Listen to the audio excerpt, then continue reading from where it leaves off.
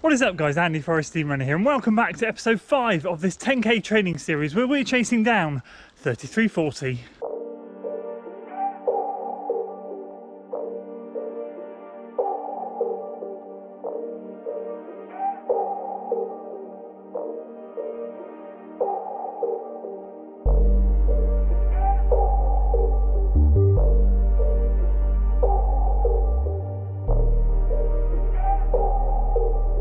So welcome back to another video in this 10k training series, and yes, as you gather by the title, very much with big regret, I'm going to have to end the series prematurely, but I'm going to be going through everything as to why I'm having to do that. And fear not, weekly training series will indeed continue. This is my first run out in a week and I'm just ecstatic to be out here. Shout out to Iceland. Not only do you do amazing frozen food, but you do amazing cast covers as well. So today we'll go through everything. I've got some very intense rehab that I've got to crack on with. I want to talk to you about everything and now the future plans moving forward.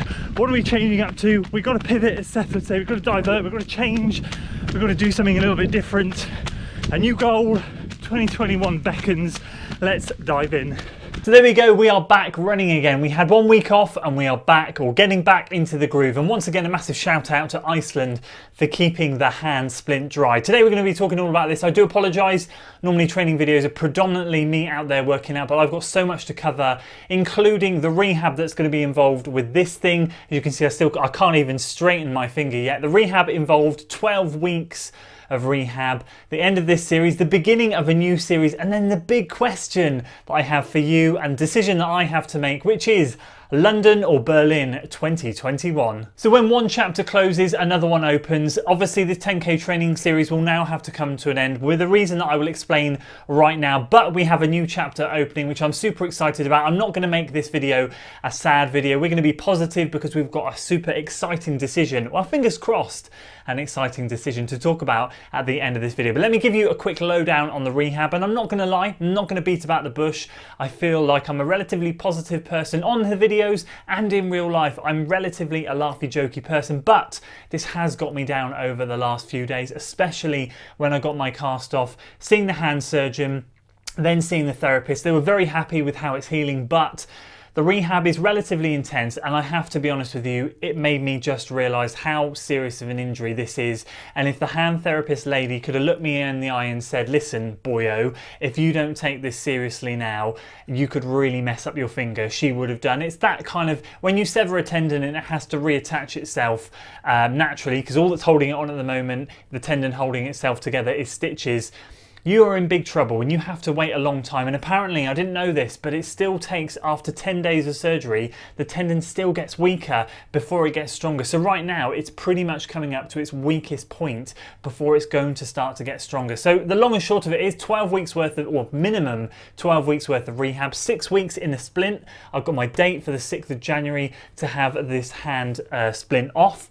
From there, I can't still drive for another 2 weeks. So after 8 weeks, I can start driving, putting some light loading through the palm, shifting the gear stick, and then 12 weeks I should be able to start lifting light things, and from there it's just that gradual progression, making it stronger again. As you can see right now, I physically cannot straighten my finger. If I try and straighten it, that's as much as I can get to, and every day I have to do exercises like try and get my finger to the top of the cast, like trying to make a fist. As you can see, I can't quite make a fist, but we're very early days. So we've got a lot of rehab to do. I've got to take this really seriously, and hopefully in the new year we'll be able to get back on top of things. So with all that said and done, as I said, one chapter shuts and another one opens. We're going to have to end the 10k training series, sadly, because I have to respect the rehab involved. It's going to be rather intense, and I am not allowed physically to do anything intense in terms of running. So basically easy pace, moderate pace, marathon pace at best. But if I'm really getting intense, the blood flow to my finger, it's going to hurt, it's going to throb,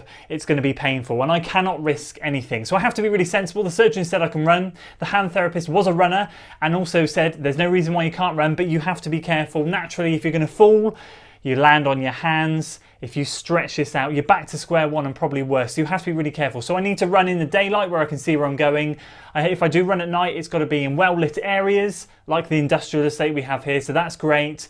And if I do go on the trails, it's basically got to be on my local cycle track here. It's nice and buffed out and flat, nowhere muddy, no risk of slipping, basically eliminating or minimizing the risk of tripping over. So with that in mind, I just can't commit to training for that 33:40 time that I need. But with all that said and done, as I said, we need to look to the next goal, which is going to be the Newport Marathon in April. I think it's the 17th or the 19th.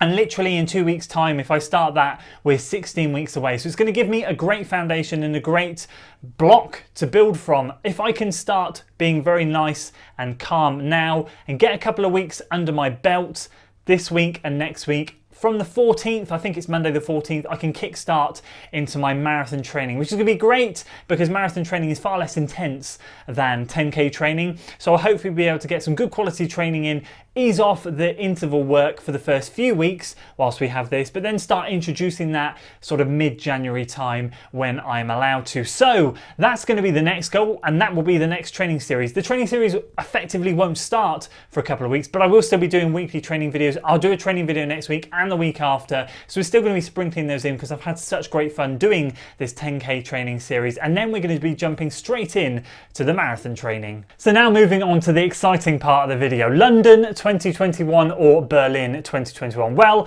there's question marks over it at the moment, but one of the races is confirmed, and that is London. I have finally, after 5 years of trying, managed to get myself into London 2021 with a good for age time, which we acquired at the Shepherd Eye Marathon just recently with that 2:44 marathon, which means we entered. It's confirmed. I had the email a week or two ago, which is fantastic, and I'm absolutely over the moon. But I also entered that time as a fast runner time into the Berlin Marathon, which I will hear back from, I think it's Friday the 16th or around that time of December. So I'm not going to know for a couple of weeks, but if I get into Berlin, that's then going to leave me with a quandary of which one do I do in 2021 and then which one do I defer to 2022? Well, let me be completely honest with you. I am asking your opinion, your advice. What would you guys do? But I am certainly favouring Berlin at the moment, which is a bit strange because obviously it'd be my first marathon major, and really I should go for London because it's in my home country. But the appeal of Berlin is just a little bit too much.